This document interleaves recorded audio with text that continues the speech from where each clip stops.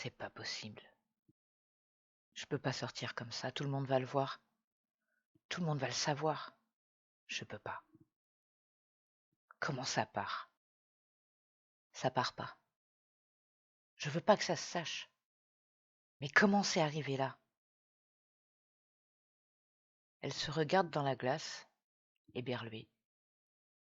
Sur son visage, des lettres, qui n'étaient pas là la veille au soir. Depuis ce qui lui semble des heures, elle se frotte, elle se lave, rien n'y fait.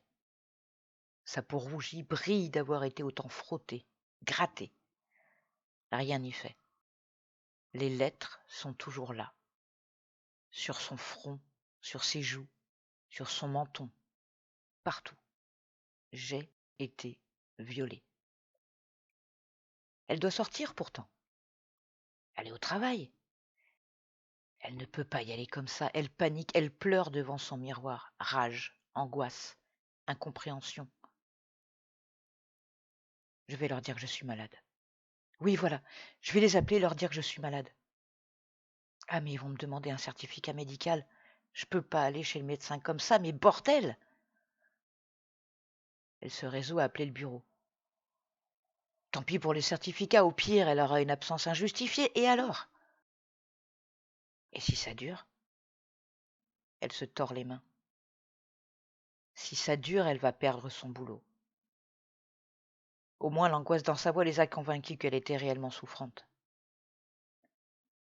Elle a besoin de se changer les idées, de comprendre à les savoir. Elle allume son ordinateur et va voir ce qui se dit sur les réseaux sociaux. Et si elle n'était pas la seule?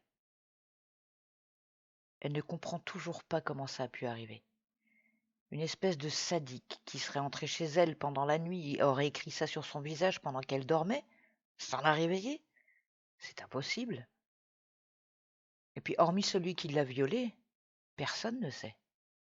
Mais lui, pourquoi il ferait ça? Pour la faire souffrir encore un peu maintenant qu'elle s'est libérée de son emprise? Elle parcourt les réseaux. Rien.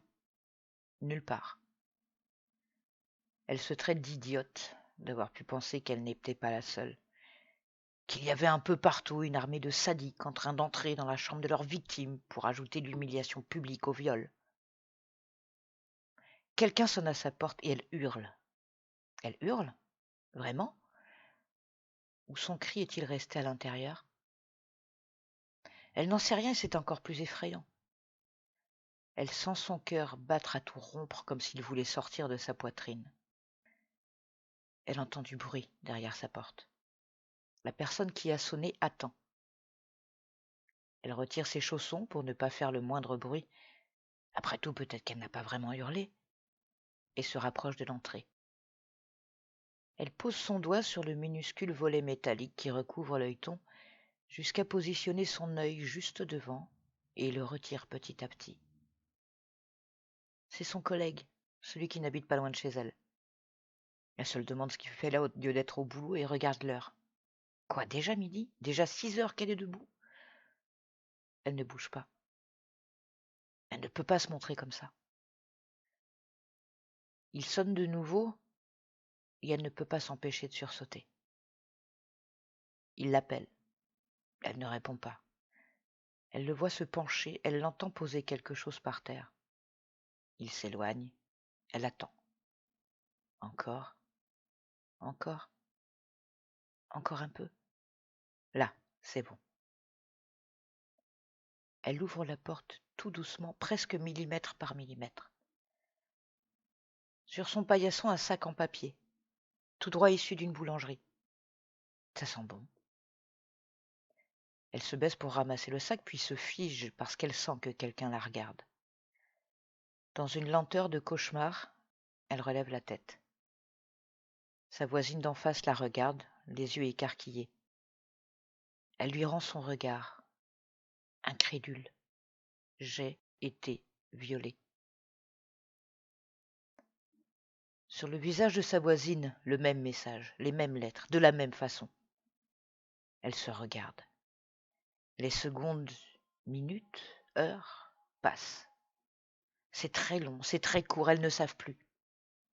Chacune se dit qu'elle n'est pas la seule, que l'autre aussi, et ignore si c'est rassurant ou inquiétant.